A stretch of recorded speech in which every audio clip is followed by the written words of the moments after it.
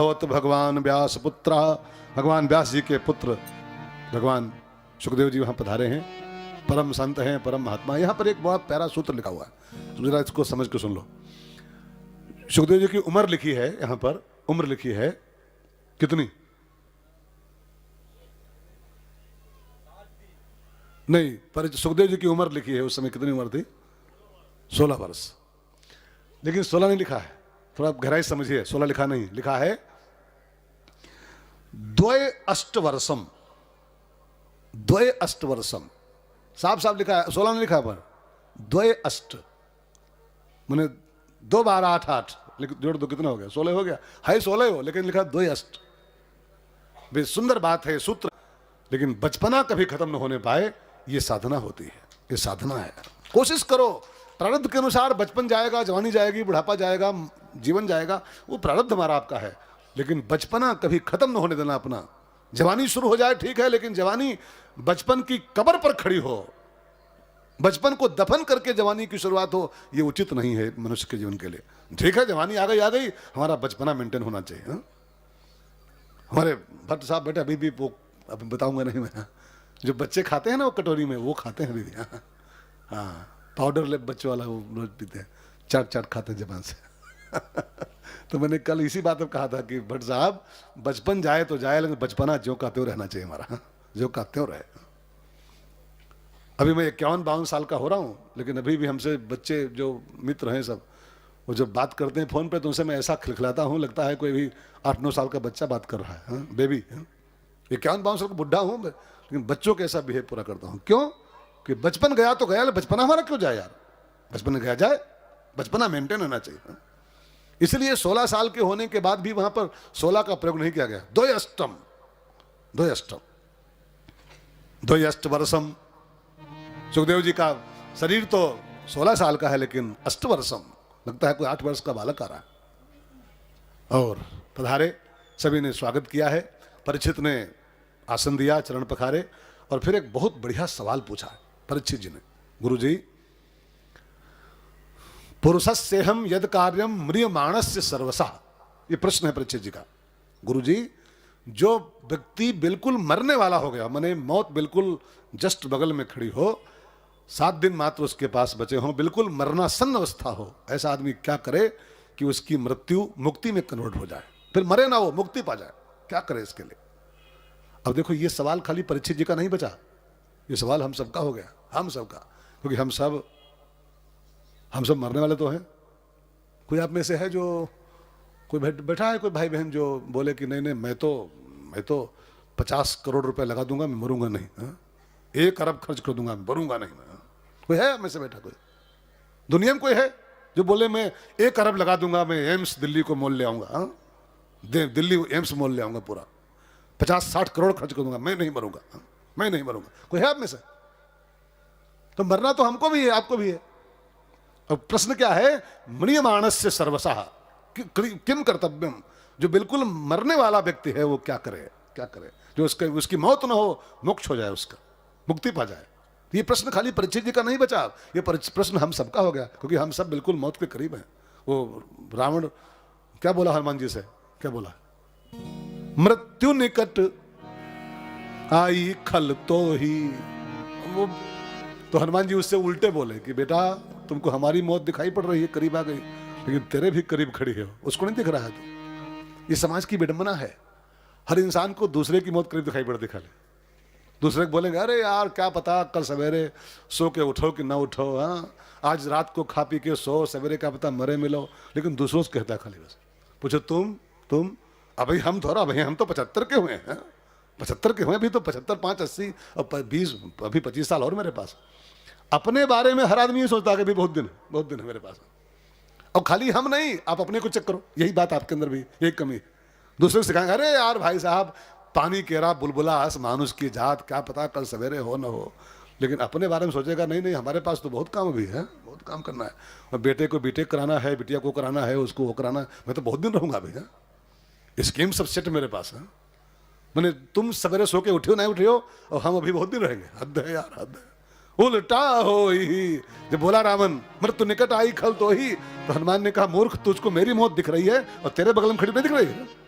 उल्टा होई कह हनुमान। उल्टा होई कह हनुमान। मति भ्रम प्रगट और मैं जाना। मति भ्रम प्रगट और मैं जाना। म्रियमाणस्य किम कर्तव्यम, जिसकी मौत बिल्कुल करीब है वो क्या करे कि उसको मुक्ति मिल जाए, मरे ना, मुक्त हो जाए वो। तो वास्तव में भागवत मुक्ति ग्रंथ है भाई बहनों। भागवत पूरा मोक्ष विज्ञान है।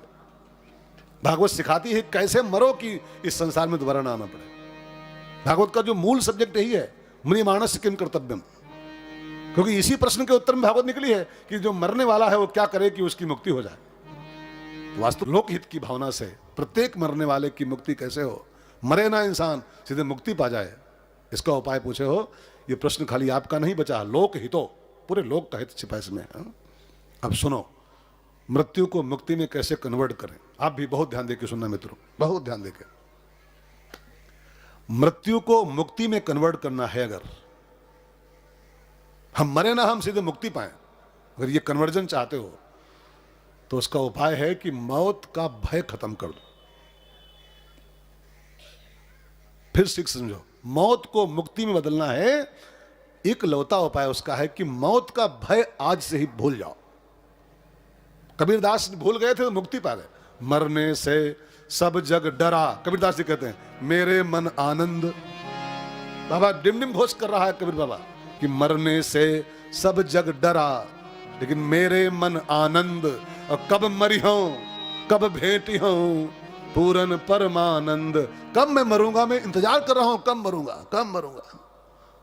और हम लोग डर रहे हैं कि हाय मर न जाई, हाय मर न जाई, हाय कहूं मर न जाई। मौत का भय ही मौत होती है। वो शोले में गब्बर सिंह कहता है, क्या कहता है, डर गया समझो, डर गया समझो मर गया। जो डर रहा है वही मर रहा है। जिसके अंदर से मौत का डर खत्म हो गया, मुक्त हो गया, जीते जियो। मुक्ति पाने का उपाय, इकलौता उपाय है, मौत का भय खत्म करो आज से ही पहले। आज से डरना पहले बंद करो। अच्छा, एक सवाल आता है कि मौत का भय होता क्यों है, मौत से हम क्यों डरते हैं। इसके संतों ने 4 कारण खोजे। मौत का डर लगने के 4 कारण। प्लीज अपने अपने जीवन को चेक करते रहो, ये सब बिल्कुल विज्ञान है जीवन का, ये विज्ञान।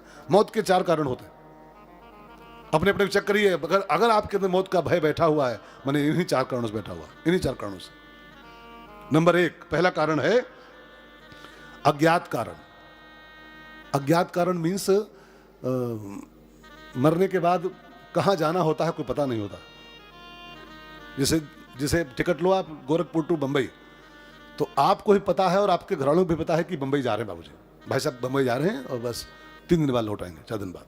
तो पक्का पता है कि हम बंबई जा रहे हैं और 1 हफ्ते बाद आ जाएंगे। लेकिन मौत की जो यात्रा होती है वो पता नहीं कहाँ जाना होता उसमें। वो कौन सा वो गाना था, वो चिट्ठी न कोई संदेश, जाने वो कौन सा देश जहां तुम चले गए। वहां से न फोन आता है, न पत्र आता है, न कोई पता है कि कहाँ गए, कहाँ गए।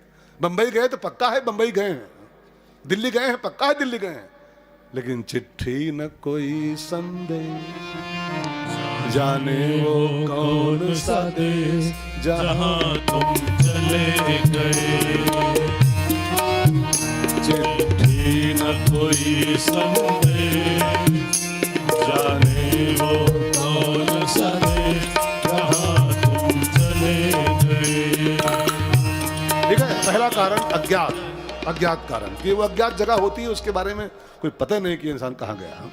ना वहां से फोन आता है, ना चिट्ठी आती है, ना कोई संदेश, ना कोई SMS आता है कि हम कहाँ हैं, चाय वाय पाए कि नहीं पाए। जैसे हम अभी गोरखपुर आए हैं, गोरखपुर तो पता है पत्नी को, बच्चों को, पापा गोरखपुर गए हैं, रोज फोन कर दे, चाय पी चुके, खाना खा चुके, खाना खा ली, आज खाने में क्या खाए। तो उसको पता है कि गोरखपुर में है और भट्ट साहब के रुके हैं और बढ़िया चकाचक माल काट रहे हैं, 2 सब्जी बन रही है और दाल बन रही है, तो पूड़ी खा रहे हैं, रोटी खा रहे हैं, गोल गोल है, मस्त है वहाँ। उसको पता है कि गोरखपुर में है और सब सुबह शाम चल रहा है चकाचक, नाश्ता भी उसको कंफर्म है, संतुष्ट है अंदर। वहाँ लखनऊ में तो क्या हुआ, संतुष्ट है, लेकिन पता है उसको यहाँ है, लेकिन वो पता नहीं कहाँ जाना होता है। तो पता नहीं चाय कै बजे मिलती है वहाँ, अब मिलते हो कि नहीं मिलते पता नहीं है। पीप पीना पड़े, खून पीना पड़े, क्या भरोसा इसका है। ये भी तो कथाएं आती हैं कि वो पीप पीना पड़ता है, कुछ लोग खून पीना पड़ता है। चाय कहाँ रखी ऊपर? यहाँ अगर हम चाय मना करें तो काफ़ी बन जाएगी। अगर चाय मना कर दें, चाय नहीं पीते हैं, तो बट साहब काफ़ी पकड़ लेंगे, महाराज जी काफ़ी पियो लो। लेकिन वहाँ तो सुना है पीप पीना पड़ता है कि खून पीना पड़ता है कि वहाँ पता नहीं क्या पीना पड़ता है। तो चिट्ठी न कोई संदेश जाने वो। पहला कारण डरने का मौत का एक है, यही पहला है, अज्ञात कारण। दूसरा कारण है अकेले जाना है, अकेले। ये भी डर का एक कारण है कि यहां तो सब कोई है, 4 बेटा हैं, 4 बहुएं हैं, 16 पोता हैं, 17 पोती हैं, अब नाना है, ना बाबा हैं, फूफा हैं, जीजा हैं, मामा हैं, बहुत लोग हैं। अभी बुखार आ जाए, अभी किसी को एक्सीडेंट हो जाए, पांव टूट जाए बाई चांस, खबर फैलेगी और 2 घंटे के अंदर आपको देखने के लिए 27 लोग आ जाएंगे। अरे बाबूजी पांव टूट गया, कैसे क्या हुआ, कैसे क्या हुआ। लेकिन वहां कोई नहीं जाएगा, कोई नहीं। वहां तो बिल्कुल सिंगल, नितांत अकेले आप जो जाना, नितांत अकेले हमको आपको, वहां कोई नहीं। ना बीबी काम आएगी, धनानि भूमो पशवश्च गोष्ठे, नारी गृह द्वार सखा श्मशाने, देहश्चितायाम परलोक मार्गे। कोई साथ नहीं होता, कोई ना, अकेले बिल्कुल नितांत। एक डर ये भी होता है कि वहां ये गोलू भोलू पिंकू रिंकू पिंकी एक को काम नहीं आएंगे, बीबी न बीबा, अकेले जाना आपको, हमको आपको। अब यहाँ बीबी बिल्कुल परछाई की तरह सब घूमती रहती है कि चाय चाहिए, पानी चाहिए, दवा खा लो, ये कर लो, वो कर लो। वहाँ कौन साथ में? कोई नहीं। इस बात का भी तो गम होता है कि यहाँ गर्म पानी चाहिए, गर्म पानी लो, चाय चाहिए, चाय लो, वहां कौन पूछेगा। पहला कारण डर का, अज्ञात। दूसरा कारण अकेला, अकेले जाना है, कोई आगे पीछे नहीं होगा। और तीसरा कारण मौत के भय का होता है, जो इकट्ठा किया है सब छूट जाना है, इसका भी डर लगता है। अरे एक प्लाट वहां पड़ा है, कितना मर मर के वो प्लाट इकट्ठा किए थे, कितना मर मर के फैक्ट्री लगाए थे, वो दुकान खोले थे, वो किए थे, वो सब यहीं रह जाएगा। इसका भी डर लगता है कि 2.5 गज कफन के अलावा कुछ साथ नहीं जाएगा। जाएगा जब यहां से, तो चाहे कितना इकट्ठा किए बैठे हो, कितना भी इकट्ठा किए बैठे हो, 10-20 अरब खरब, लेकिन जाएगा जब यहां से कुछ भी न पास होगा।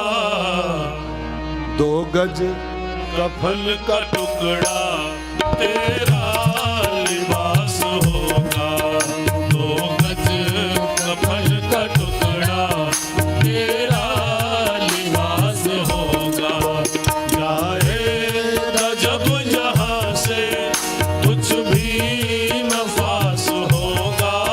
2 गज कफन का टुकड़ा तेरा लिबास होगा। तीसरा कारण डर का क्या है, जो इकट्ठा किया है सब यहीं रह जाएगा। एक कारण ये भी होता है डरने का, मौत से डरने का। और चौथा अंतिम कारण जो संतों ने खोजा वो ये है कि मैं नहीं रहूंगा तो ये सब कैसे चलेगा। अगर मुझे कुछ हो गया, मैं मर गया, तो ये सब जो तामझाम चल रहा है सब ये कौन चलाएगा हमारे पीछे। इसका भी डर लगता है मरने के पहले, कि दुकानें, फैक्ट्रियां, ये लेन देन, ये 3 का 13, 3 5 कौन करेगा मेरे बाद में, कौन करेगा। इसका भी डर लगता है। हालांकि ये भ्रम ही है, इंसान का भ्रम ही है, वो सब चल रहा है। मैं जब छोटा था, 84 की बात है, मैं BA में था, 84। तो 84 के पहले एक नारा था इंडिया में, भारत में एक नारा चल रहा था उस समय, तब इंदिरा गांधी थी PM। तो नारा था, एक दिया गया था, Indira's India, Indira's India, India's Indira. ये नारा था, बहुत फेमस था। कि अब एक भ्रम समाज में चल रहा था कि इंदिरा गांधी कुछ हो ही गवा तो भारत कैसे चली, देश कैसे चलेगा अगर इंदिरा गांधी कुछ हो गया तो। अच्छा, गोली मार दी गई, मर गई इंदिरा गांधी, देश कौन रुक गवा, देश रुका। मर गई इंदिरा जी तो कुछ देश रुका, राजीव गांधी बन गए फट से, वो मरे तो नरसिंह राव बन गए, वो मरे तो अटल बिहारी बन गए, वो मरे तो फलाने बन गए, ढाके बन गए, मनमोहन सिंह बन गए, अब मोदी बना बैठा। अब कोई माने कि मोदी जी को कुछ हो गया तो ये देश का हुई, कुछ ना हुई, देश का कुछ ना हुई, कोई दूसरा आ जाएगा पट से। आप समझ रहे हैं मेरी बात को। ऐसे ही हम आप भी खाली भूल में बैठे हैं कि अगर हमका कुछ होएगा तो ये घर कैसे चलेगा, घर कैसे चली, ये फैक्ट्री का हुई, मर के देखो कुछ ना हुई, ऐसे चलता रहेगा। मर के देखो, आज शाम को गोली खा लो सल्फाज की, निकल लो, और देखो कल से सब चल पड़ेगा फिर से, ये चल रहा एज इट इज। खाली इंसान भूल पाले बैठा है कि हम ना ही तो फिर का होई घर में हमरे, का होई मर के देखो आज ही शाम को। हाँ, और देखना बस 2-3 दिन बाद, 2 दिन तो लोग माथा तो कुटी है, फिर सब एज इट इज, सब चल पड़ेगा, दुकान फैक्ट्री सब जो का तो चलेगा। इंसान खल लादे बेटा हमरे बिना का होई। आप पैदा नहीं हुए थे तब भी संसार में सब कुछ एज इट इज चल रहा था, ध्यान देकर सुनिएगा। और आप हो तब भी संसार में सब कुछ ऐसे ही चल रहा है, और आपके मरने के बाद भी इस संसार में सब कुछ ऐसे ही चलता रहेगा। हम लोग खाली भ्रम पाले बैठे हैं कि हम ना होई तो का होई, का होई, कुछ ना होई, कुछ ना होई और कुछ ना होई। हाँ बिल्कुल सत्य बोल रहा हूँ, खाली लादे बैठे हम लोग। मरने के ही 4 कारण, डरने के, मौत से डरने के। मुक्ति पाना है तो मौत का भय खत्म करो, मौत का भय खत्म करना है तो भाव का स्मरण करो जीवन में। भाव पैदा होता है तो भय खत्म हो जाता है। कबीरदास के अंदर भाव पैदा हो गया, भय चला गया। मरने से सब जग डरा मेरे मन आनंद। मीराबाई के अंदर भाव पैदा हुआ, जहर का प्याला राणा ने भेजा, जहर का प्याला। मीराबाई कहीं डरी, जहर के प्याले को देखा तो मौत थी साक्षात, हो जहर का प्याला माने मौत। लेकिन उसे देख मीरा डरी रहे, नो हंसी रहे, पग घुंघरू बांध मीरा नाची रहे। जहर का प्याला सामने है और वो मीरा हंस रही, देख करके हंस रही, मेरे प्रभु का प्रसाद है। जिसके अंदर भाव पैदा होता है उसके अंदर भय खत्म हो जाता है। तो भाव कैसे पैदा हो, तो सुखदेव ने कहा, ये सब लिखा है भागवत में, इसके लिए 3 काम करने होंगे। श्रोतव्यम, कीर्तव्यम, स्मृतव्यम। 3 काम करो तो भाव का झरना फूट पड़ता है। श्रोतव्यम माने भगवान की कथा का श्रवण करो, स्मृतव्यम माने भगवान की लीलाओं का स्मरण करो, और कीर्तव्यम माने भगवान की गुणों का कीर्तन करो। और 3 काम कर लो, श्रवण, मनन और कीर्तन। अगर 3 काम कर लो तो भाव का स्फुरण होगा अंदर से। एक बार भाव का झरना प्रस्फुटित हो जाए तो फिर भय खत्म हो जाता है, और एक बार भय खत्म हो जाए तो फिर मौत नहीं होती, फिर मोक्ष होता है, सीधे मोक्ष होता है।